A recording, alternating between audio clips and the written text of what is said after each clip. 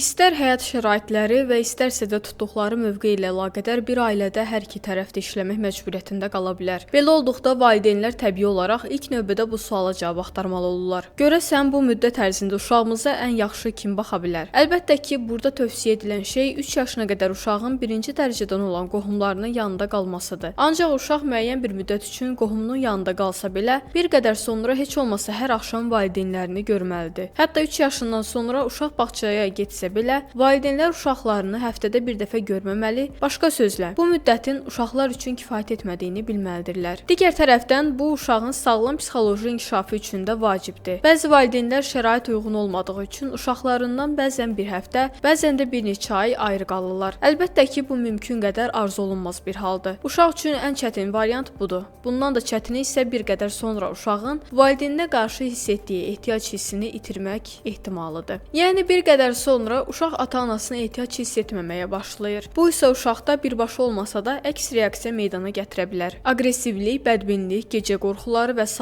isə bu əks reaksiyalardan ancaq bir neçəsidir. Əgər işinizlə bağlı uşağınızdan ayrı yaşayırsınızsa, hər şeydən əvvəl valideynlər bu barədə uşaqlar ilə danışmalıdırlar və şəraitdən asılı olaraq uşaqlarından nə qədər ayrı qalacaqlarını deməlidirlər. Hətta uşaq ilk yaşının içində olsa belə onun əllərini tutmalı və ona bütün səmimiyyətləri ilə vəziyyəti izah etməlidirlər. Əgər məsafə çox uzaq deyilsə, görüşmək üçün bir həftəni gözləməməli və görüşmə tezliyini mümkün qədər artırmalısınız. Demək olar ki, hər gün uşağınızla telefonla danışmalısınız. Hətta uşağınız ilk yaşının içində olsa belə, öz səsinizi uşağınıza eşitdirməlisiniz. Uşaq qaldığı yerə alışmaz deyə bu danışıqlardan imtina etməməlisiniz. Bundan başqa çox kiçik hədiyyələr və ya çox kiçik məktublar da işinizə yaraya bilər. Belə ki, bu hədiyyələr və ya məktublar uşağınızın qaldığı yerə qoyulmalı ya da bax sənə məktub gəldi, gəl onu oxuyaq və ya qapının ağzında bir hədiyyə var, görəsən onu kim göndərdi deyərək uşağınıza verməlidir. Digər tərəfdən bu hədiyyələr uşağınıza onun gərgin olduğu vaxtlarda da verilə bilər. Bu maddələrə hər iki tərəf də əməl etməlidir. Valideynlər ilə hər dəfə görüşəndə uşağa lazımsız güzəştlər edilməməlidir. Belə vaxtlar daha çox fiziki və mənəvi təmaslara üstünlük verilməlidir. Ancaq bəzi hallarda 5 yaşından yuxarı olan bəzi uşaqlar tətillərdə və ya bu kimi vaxtlarda müəyyən bir müddət üçün qohumlarının yanına getmək istəyə bilər. Əlbəttə ki, bu vəziyyəti sadaladığımız vəziyyətlərlə müqayisə etmək olmaz. Çünki burada ön planda valideynin arzusu yox, uşağın arzusudur. Digər tərəfdən, burada sadaladıqlarımızdan fərqli olaraq uşaq istədiyi vaxt valideynləri ilə görüşə bilər.